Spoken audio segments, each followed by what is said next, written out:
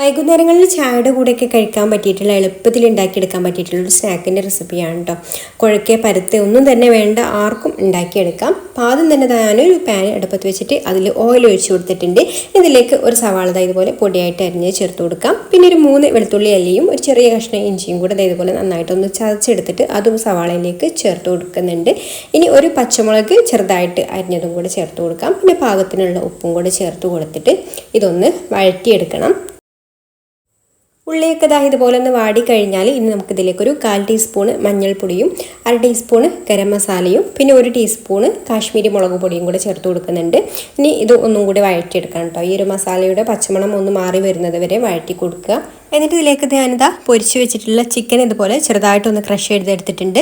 മിക്സിയുടെ ജാറിൽ ഇട്ട് കൊടുത്തിട്ട് ജസ്റ്റ് ഒന്ന് പൾസ് ചെയ്തെടുത്താൽ മതി കേട്ടോ. അപ്പോൾ അതുപോലെ ഒന്ന് ആക്കിയെടുത്തതിന് ശേഷം നമ്മൾ ഈ ഒരു മസാലയിലേക്ക് ചേർത്ത് കൊടുത്തിട്ട് ഒന്ന് നന്നായിട്ട് ഇതൊന്ന് വഴറ്റിയെടുക്കാം കേട്ടോ. ഈ ഒരു ഉള്ളിയും മസാലയൊക്കെ ആയിട്ടൊന്ന് മിക്സ് ആയിട്ട് വരുന്നത് വരെ വഴറ്റിയെടുക്കാം. ഇനി ലാസ്റ്റ് ഇതിലേക്ക് കുറച്ച് മല്ലിയില അരിഞ്ഞതും കൂടെ ചേർത്ത് മിക്സ് ചെയ്ത് കൊടുത്താൽ ഇതാ നമ്മുടെ മസാല ഇവിടെ സെറ്റായി. ഇനി ഇതാ മിക്സിയുടെ ജാർ എടുത്തിട്ട് അതിലേക്കൊരു 2 കോഴിമുട്ട പൊട്ടിച്ച് ഒഴിച്ച് കൊടുക്കുന്നുണ്ട്. പിന്നെ ഇതിലേക്ക് 1 കപ്പ് മൈദയും ഒരു 3 അല്ലി വെളുത്തുള്ളിയും, 3 അല്ലി വലുതാണെന്നുണ്ടെങ്കിൽ വേണ്ട കേട്ടോ, വലുതാണെന്നുണ്ടെങ്കിൽ ഒന്നൊക്കെ മതി.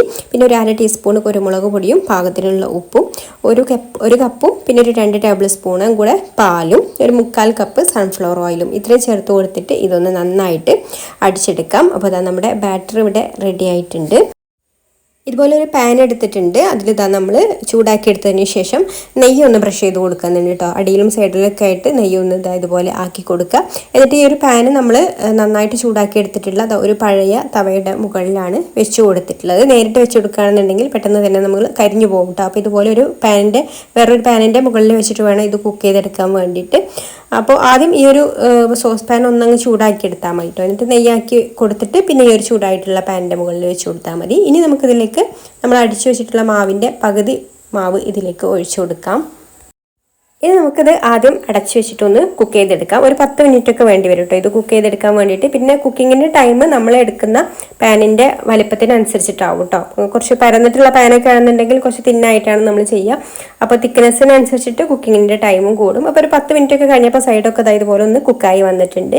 ഇനി നമുക്ക് ഒരു ലെയറായിട്ട് നമ്മൾ റെഡിയാക്കി വെച്ചിട്ടുള്ള ഒരു മസാല ഇതുപോലെ വെച്ച് കൊടുക്കാം.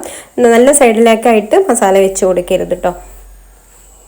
ഇനി ബാക്കിയുള്ള ബാറ്റർ നമുക്ക് ഇതുപോലെ മസാലയുടെ മുകളിലായിട്ട് മസാല കവർ ചെയ്യുന്ന രീതിയിൽ ഇതുപോലെ ഒന്ന് എല്ലാ ഭാഗത്തും ഒരേപോലെ ഒന്ന് ഒഴിച്ചു കൊടുക്കാം.